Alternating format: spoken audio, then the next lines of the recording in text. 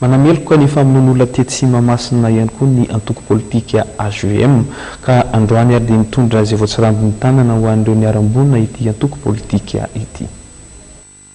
Nitondra ny teny fampiononana ho an'ny manamanjo nanotry n'ireo manamarary ary nitondra izay voatsirambin'ny tanana entina nampian'ireo fianakaviana voan'ny fahasahiranana noho ny voina ny tranga omaly teny Mahamasina. Io no nataon'ireo lehibe na antoko androany tolakandro raha nitsidika teny amin'ny hôpitaly Agérany avy ao amin'ny antoko hery vaovao an'i Madagasikara na ny HVM. Tsy fomba hafanao politika ny famonoan'olona raha nambaran'Andriamatoa Rivo Rakotovao filohan'ity antoko ity raha nanameloka ireny tranga fampiroroana naverezana ain'olona tsy manatsiny ary naratrana olona maro ireny. Dia betsaka no mivoy an'izany fanakorotana na fandemetsaina tarika ny olona reny amina zavatra fetretanay azy ny fara mitoy ireny sy tany amin'ny faritra hafa ihany koa satria zay foana ny voizina hoentina noerana n'ilay fitonana izay tsy tianao zoanao tsy miray hevitra amin'ilay fitonana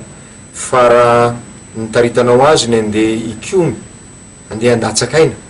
dia melohanay zany koa aminay dia miantso n'ireo namana mpiarahana politika izay hijoro amin'izany hoe tsy zany ny anaovantsika politika tena tsy izany raha zay anaovantsika politika ary miantso ihany koa nefa ny vahoaka malagasy indrindra ireo niarambona fatatra fa marary andevina ny havana zay havana nandeha hijery fankalazana ny fitsingirenana ny laza hotsika ny fahaleovatena ny fiverena fahaleovatena no fahafatesany sy faharatrana dia miantso amin'izy ireny kosa nefa zay ho tono satria lasa anatin'ilay velam-pandriky ny olona le tsy mataotody inona moa ny tena kendrendry zareo na ampiororo ny firenetsika ampatahoatra ny olona hoentina anasoka entana ny fanjakana fa za aloha mbola tsy mino an'izao tontolo zao reo tsika fa tsy mbola misy ny ratsy mandresiny tsara. Ny mpikambana tao anatin'ny antoko malagasy tonga saina ihany koa dia tonga namanga ireo niaramboina teny amin'ny hôpitaly Agéra nanamafy ihany koa ny fanamelohan'ny ireny tranga ireny ny filohan'ny antoko Andriamatoa Roland Ratsiraka. Fantatsika moa fa ny loza izay nitrangaka amin'ny omaly alina dia tena manahirana satria fahavalon'ny firenena malagasy ny olona mahasamanao zavatra tahaka ireny fahavalon'ny firenena malagasy satria misy olana koa namoniny ainy mihoatran'ny sivifolo ny olona nahatra ary tsy fantatra moa mbola hihoatra ny olona zay sahirana mafy na misy clémaina amin'ilay izy na tsia fa ny zavatra teneny fosiny moa dia ny mpiara-miasa amiko sy ny malagasy tonga saina dia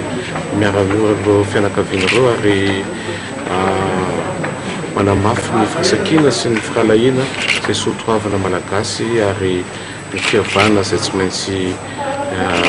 mafisina amin'izany zavatra zany.